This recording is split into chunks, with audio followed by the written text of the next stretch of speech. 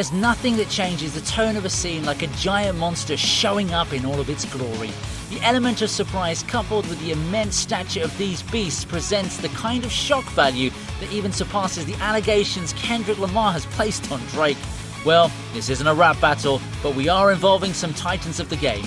So sit back and relax as the TV Regent presents the top 25 giant monster entrances in the movies.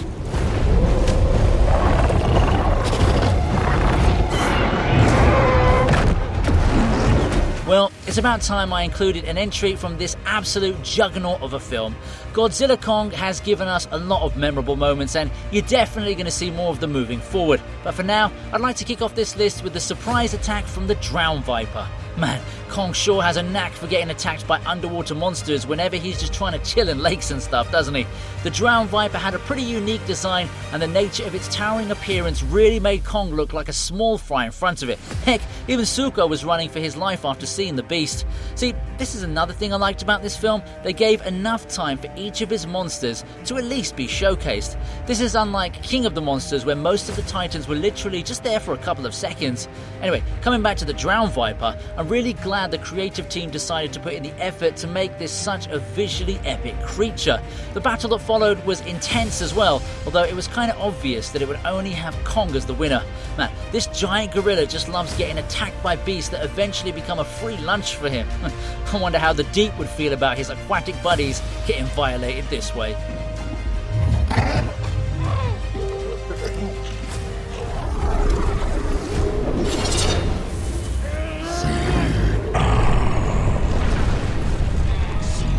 Giant monsters come in all shapes and sizes, and fluidity as well. Just ask Kronos from Wrath of the Titans. This was a monster that even the likes of Zeus and Hades were scared of, and for good reason too, you know. His entrance in the climax of the film was nothing short of legendary because of the epic scale with which he was presented.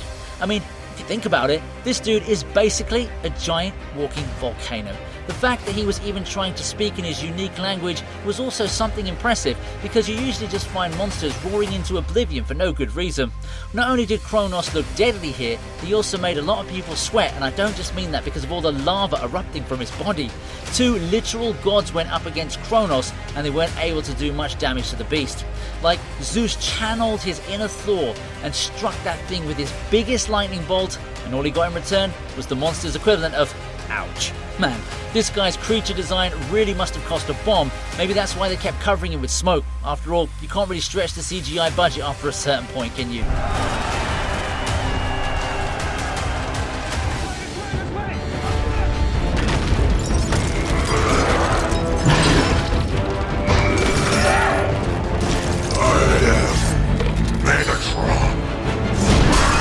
Okay, right before you say anything in the comments, let me just tell you right now that Megatron does qualify as a giant monster because of two reasons. One, he's literally a giant robot. And two, he's the main villain of the movie, and those guys are pretty much monsters in any case. Now that I've cleared this all up for you, let's go back in time all the way to 2007 when we were introduced to the world of Transformers in the most epic way possible. Now Megatron's entrance is more like an awakening because there's this huge build-up towards him finally breaking free from his cryo state. You can see all the humans working hard on figuring out how to break down all the ice on him, and even the other Decepticons like Starscream are seen rushing towards the military base because they got the signal. Of course, the money shot is when Megatron actually wakes up and starts smashing things immediately. It's so in character for the iconic villain that I'm not even mad he caused so much destruction without even giving himself a moment to cherish his liberation. I can also see why his first words after being frozen for so long were, "I am Megatron." It's probably because he could hear the humans calling him NBE1 for so long and he probably got sick of it.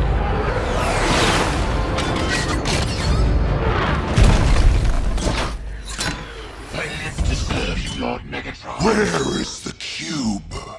The humans have taken it. You fail me yet again, Starscream.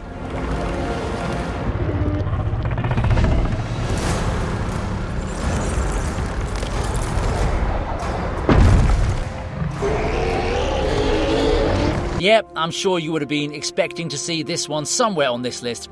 Now, the main reason why I haven't placed Shimo's entrance higher up on this list is because the trailers kind of ruined it for me.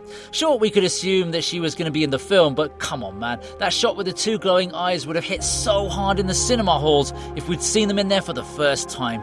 Anyway, it's still an epic entrance because it's right off the bat of Kong's little encounter against the Scar King.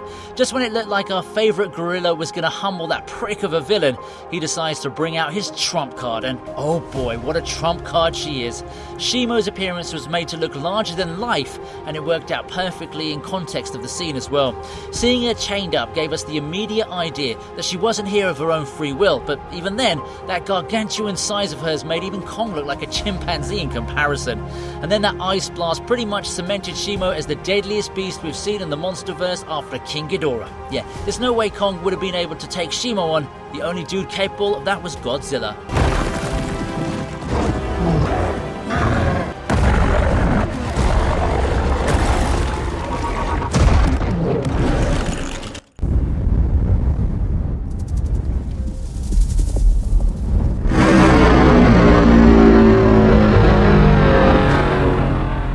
There's a movie series from the 2020s era that's been made on a grand scale while also being able to maintain artistic integrity, then it's definitely Dune. Denis Villeneuve knows what he's doing when it comes to making films, and Dune is the perfect example of it. Now, when it comes to giant monsters, I think it's no secret that the sandworms are the marquee beasts from the franchise. The battle scene from Dune Part 2 was simply epic if I were to explain it in a phrase, and a lot of that had to do with the way these sandworms were made to appear. It's also as if the whole thing was staged to a degree, wherein you could feel as if you were watching a theatrical act unfold in front of you. Those sandworms look terrifying enough as it is, and then to see them suddenly showing up in the middle of the sand mist was a beautiful and haunting piece of direction. What's more is that we're treated to not one, but multiple sandworms showing up and attacking the Sardaukor army. Man, those soldiers must have been questioning their relevance the moment they saw those beasts. Those worms, on the other hand, must have just thought they're in for a free buffet.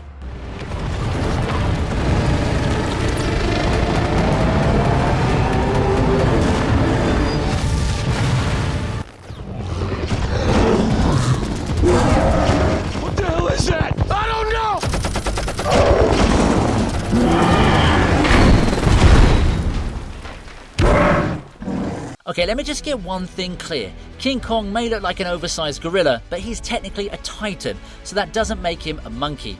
That's the mistake those silly humans made when they first came across Kong in his debut Monsterverse film. You know, I've always found the people in these movies to be useless side characters. Like, it's a monster movie, so you better show me the monsters, right? In this case, Kong's entrance was truly epic and scary because he didn't give those choppers a chance. His arrival was announced the moment he started throwing trees at those helicopters without any hesitation. Sure, the silhouette of Kong against the sun is amazing cinematography as well, but the tree trunk hitting the first helicopter is just beautiful to me because it immediately announces Kong as this extremely dangerous beast who can't be defeated by human technology. Considering Kong's age, it's kind of funny to see that a whole bunch of trained soldiers are getting their butts handed to them by a teenager. But yeah, this scene perfectly showcased what Kong's capable of and why we shouldn't be messing with him even if he doesn't hold a candle to Godzilla. I want you to tell me something right now. Do you love your mama? I love her! How much do you love your mama? I love her so much!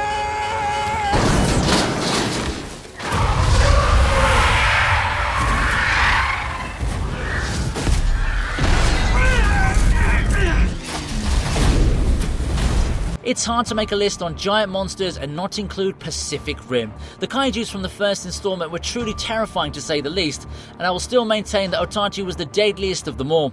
Just look at how she enters Earth through that kaiju portal. You already know you're dealing with an absolute nightmare right from the get-go. However, the main entry I want to talk about here is when Otachi makes that surprise attack on Crimson Typhoon. The way she's able to smack that Jaeger away as if it's an oversized action figure is truly commendable, and also speaks volumes about her general sense of intelligence. Not just that, she was able to make Cherno Alpha sweat, which is a big deal because you know how tough the Russians are. Oh yeah, let me throw in a little bonus by mentioning Leatherback's completely unexpected sneak attack on Cherno Alpha out of nowhere. Like, I can say for sure that none of us were expecting to see that in the middle of the battle, and it worked as the perfect entrance point for him because he basically entered the battle scene and totally demolished a Jaeger worth God knows how many billions of dollars.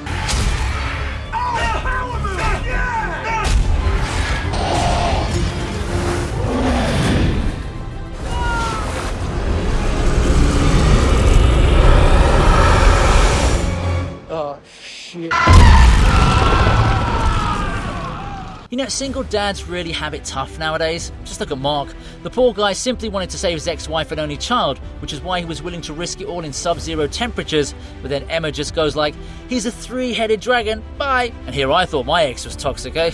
Anyway, the build-up to King Ghidorah's entrance was quite menacing and almost felt like a horror movie from certain angles. The first glimpse of the tail followed by his three heads showing up one after the other were perfectly in sync. Also, the deadly looks on all three faces pretty much summed up that this dude was ready to wreak havoc. The thing about a monster like Ghidorah is that his mere presence is more than enough to make anyone piss their pants.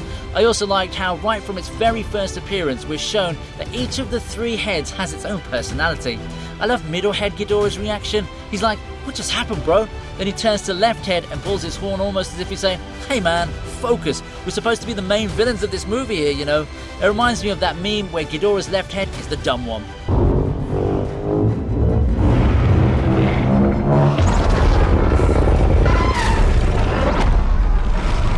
Yeah, that's the shit right there. That's what I'm talking about. Oh, shit. Oh, shit. I've always maintained that this film pretty much redefined the monster genre because of the found footage and POV shooting style. We can clearly see that there's a beast somewhere destroying the whole of New York City. The only time we actually get to see the monster making an entrance is right at the very end of the movie, after the humans think they've managed to defeat the beast by bombing it down. Dude just went like, psych, I ain't dead yet, and went on to get rid of the whole gang of survivors who we thought were going to get a happy ending. Now, if you've been watching my videos from before, you'll know that this monster was given the name Clover by the production team, and it makes a lot of sense because the whole of NYC did feel like a playing field to the beast. I guess that explains the name of this movie as well. Anyway, the point I'm trying to make here is that Clover's first ever proper reveal coincides with the ending of the movie, so that in itself was pretty meta if you think about it. Like, it's almost as if the director was telling us that it's all over once you come face to face with this gigantic monster.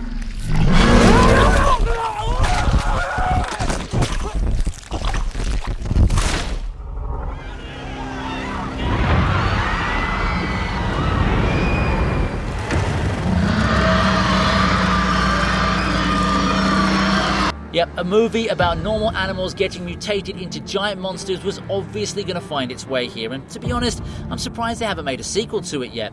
Rampage did well enough at the box office, and it's mainly due to its big three. No, I'm not talking about Kendrick Lamar, J. Cole and Drake.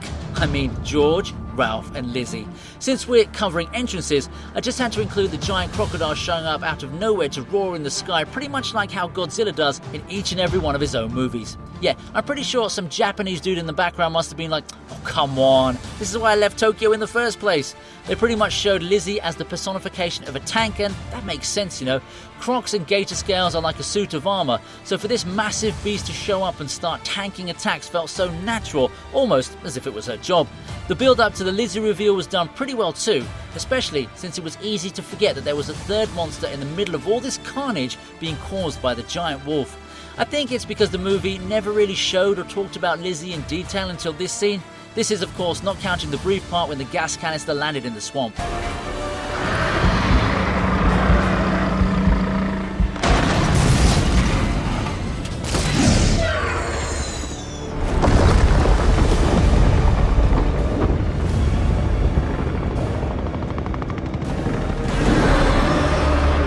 I know Godzilla's role in this film wasn't as much as we would have liked it to be, but man, I love this attitude here.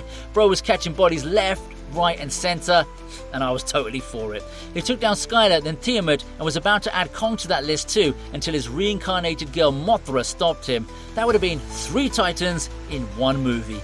Anyway, my focus here is when Godzilla evolves and announces his new form by breaking out of a freaking iceberg. The visuals of this sequence were epic to say the least, especially with the way we see his neon green glow lighting up from within the ice. The king of the monsters wasn't messing around at all, and even though I still prefer the OG blue atomic breath, I have to give it to the visuals of this evolved form. Oh yeah, and I'm not sure what they meant when they said that his energy capacity was 20 times that of his original form, because if that did happen to be true, then Godzilla must have seriously been holding back against Shimo in that final battle. God, I'm so excited to see what's going to happen in the next installment of the Monsterverse.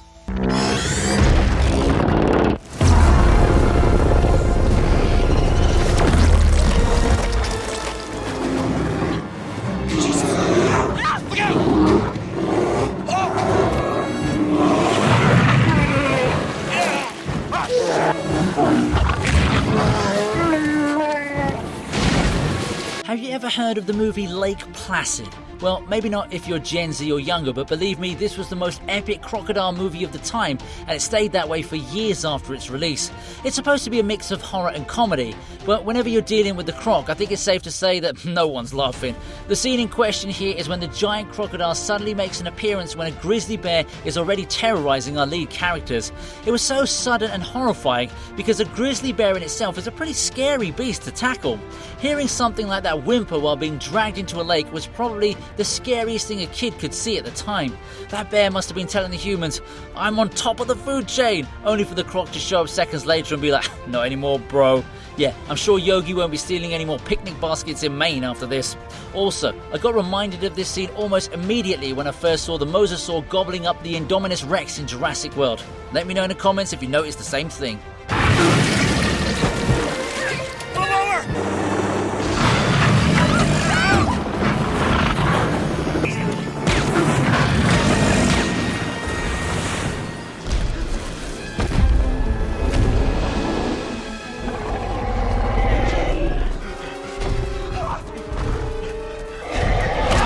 Well, I did just mention her in the last entry, so I guess it's fitting to have the Indominus Rex take up this one. It goes without saying that this mutated dinosaur had the most character development out of any of the main villains in the Jurassic World movies. She was shown to be a proper predator with the brains of a literal serial killer. It's like we're looking at the clever girl meme on steroids. One of the best examples of her intelligence can be seen when she escapes the paddock and essentially makes a proper entrance into the movie. Hiding her thermal signature was a wise move, even though it took some amateurish writing to allow the plot to make that tactic relevant. I mean, Claire could have prevented the entire movie if she called the control room from the cage instead of from the Mercedes-Benz sponsor shop. Having said that, the way the Indominus straight up charges at the humans and makes her escape from the paddock was a treat to watch. It had suspense, high stakes, and a very angry dinosaur.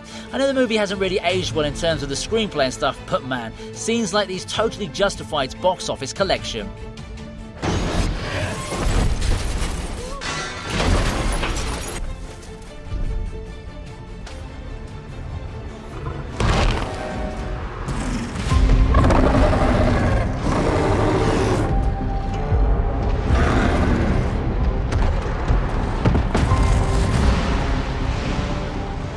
It's the big Battle of the Apes coming in right now, and it's none other than Kong against the Scar King. Now, just to be clear, I don't really think the Scar King is a strong enough villain for King Kong, so forget about Godzilla. The dude literally calls out to Shimo every single time he hits the slightest of inconvenience. Honestly speaking, if he was just by himself, then I don't think he would have stood a chance against Cilia or Tiamat either. However, what makes his entrance so epic is the fact that all the other apes of Hollow Earth worship him as their one true leader. Kong is made to look like a side character in his own movie and amongst his own kind. Well, maybe the exact species might be different, but you know what I'm talking about, don't you? The way Scar King is just casually chilling on his throne without a care in the world goes to show how much of a boss he really is, and the sheer dominance he showcases in front of the other apes in itself is good enough to show Kong that he's at a disadvantage. Sure, the fight starts to go in Kong's favour till Shimo comes to the party, but every single thing up until that point told us that Scar King is the most badass leader these apes have ever seen.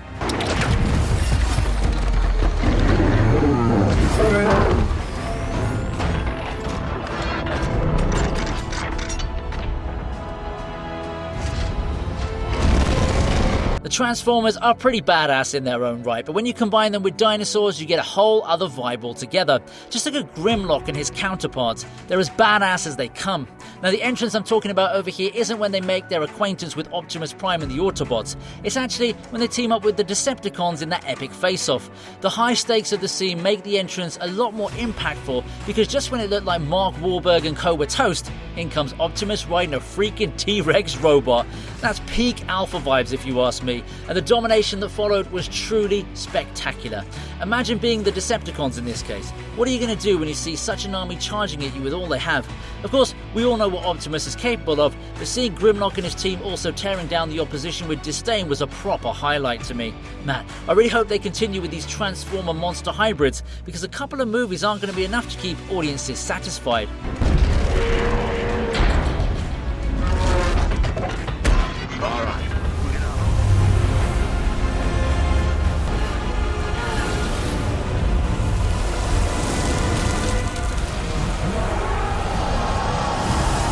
Never has such a hyped up entrance delivered to this scale, and I totally stand by that statement because this is definitely worthy of a spot in my top 10.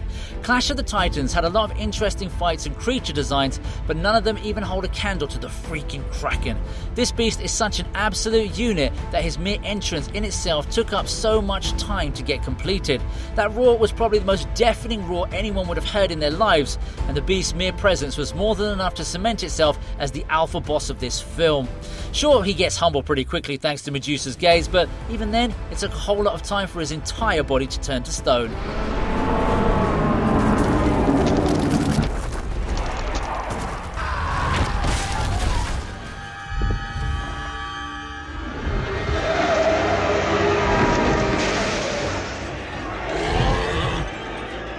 When you normally think about a final boss in a classic film, I don't think the Stay Puft Marshmallow Man would be your first choice. However, 1984's Ghostbusters gave us an iconic entrance when the final form of Gozer came in a sweet-looking package. What really stands out here is the fact that everyone was worried about who they would choose as the final form of the Destructor. It was only when they were told that the form was chosen that the Ghostbusters and the audience both started to panic.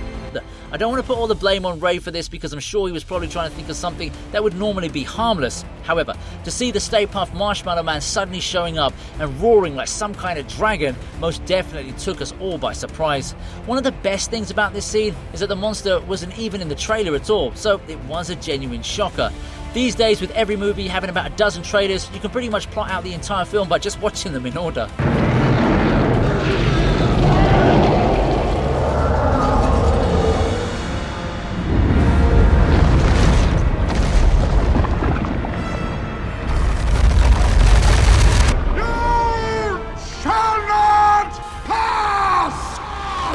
I've actually covered this sequence tons of times before because, well, it's a certified classic. However, this time it's making noise because of what happens before the iconic "You shall not pass." It's when the Balrog actually shows up in all of his glory and dreaded flames. The whole idea of this scene was to present high stakes for our heroes on their journey towards safe passage, and the presence of the Balrog immediately took down the probability of safety in an instant.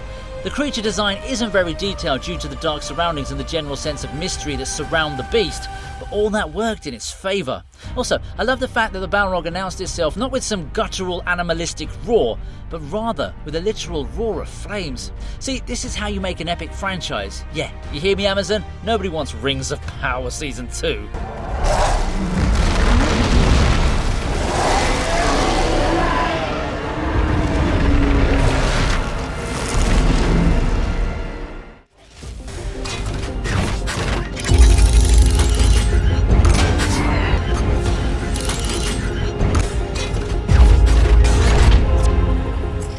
2007's Transformers was a dream come true for many teenage boys, and yes, Megan Fox may have been one of the reasons for it, but the film was pretty epic too. Man, this movie could be 100 years old and the CGI will still hit hard. The first time we see Sam meeting the Autobots was truly a transformational experience, and I'm not just saying it for the pun. Like, imagine yourself meeting a bunch of vehicles that can turn into combat-ready robots in the blink of an eye. Also, this is a friendly reminder that it was the first time Peter Cullen voiced Optimus Prime since the 80s. My name is Optimus Prime. So hearing a simple line like, "I am Optimus Prime," in itself sent shivers down my spine, and the overall tone of the scene was intentionally built to showcase itself as a legendary moment.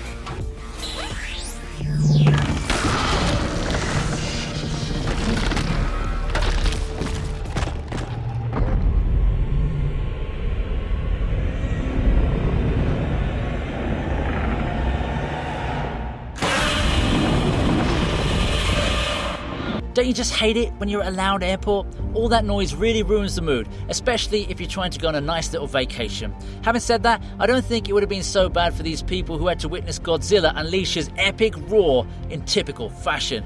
I mean, they're also under attack from the Muto, so they definitely need a saviour, but this is also kind of like a money shot. The hype towards the King of the Monsters was building throughout the entire film, so to see Godzilla finally showing up and doing his thing definitely had the crowd going wild.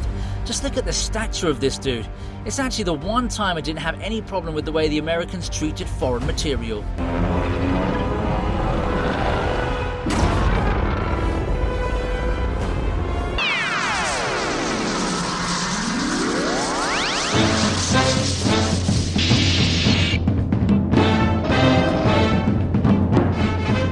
You know how they say you should never trust anybody, not even yourself? Well, that's exactly what happens here as Godzilla finds out that the imposter going around and terrorizing people under his disguise was none other than Mechagodzilla. Imagine the disdain on his face when he realized that AI was trying to replace him all the way back in 1974. Now, to be fair, this is more of a reveal than an entrance, but it still qualifies because it marks the villain's true appearance on the battlefield. It's a pretty big moment in the movie because it clarifies a lot when it comes to Godzilla's clone. All this time, people were thinking that the King of the Monsters had gone rogue, but he was innocent the whole time. If only O.J. Simpson had a similar storyline for his own situation.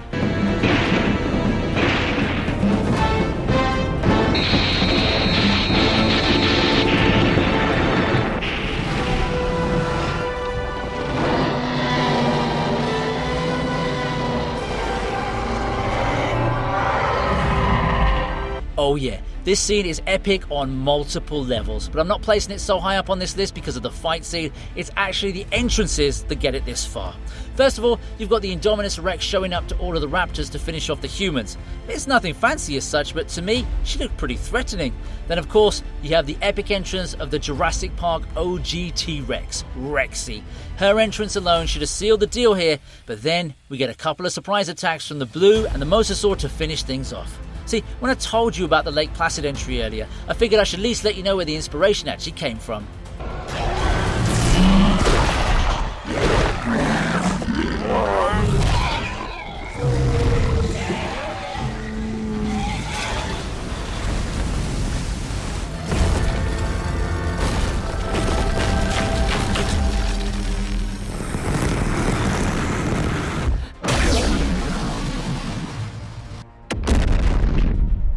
Oh man, this movie redefined what it's like to make a modern era monster film, and I'm so glad it's receiving love from all over the world. Godzilla Minus One has a lot of deep themes and strong tones, but I'm not here to provide a critical evaluation. My only focus is the entry, and the damage he causes to Ginza City was nothing short of horrific. Not only does he make quite the entrance while showing up there, he also went ahead and fired a full power atomic blast to let people know the King of the Monsters is here, and he means business. Like, damn bro, you didn't have to go so hard, but you do you, I guess.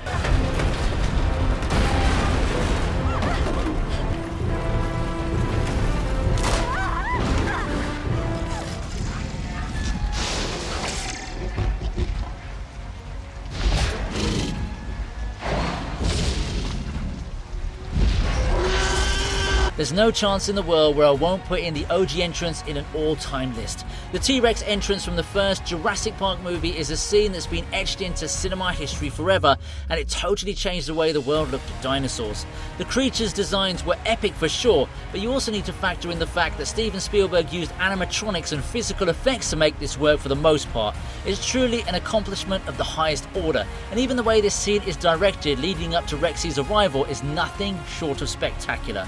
Right from the power going out to the goat leg falling onto the Jeep, right until the roaring money shot, this is the most epic entrance of all time.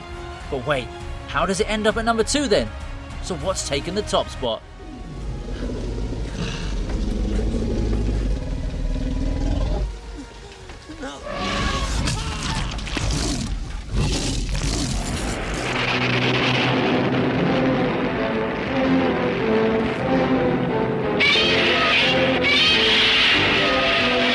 Yes, this is the best Godzilla entrance across all movies, and that's saying something. Only a certified classic from a certified franchise could have been good enough to trump the T-Rex entry, and for good reason too.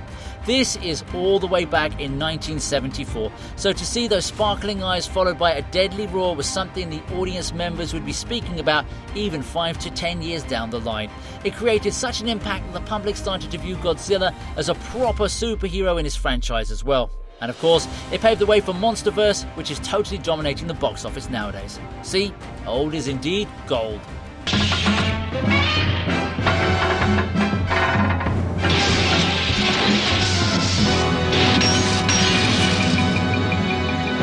Hope you like this video. Please subscribe to the TV Regent, and here's another video I know you're going to enjoy.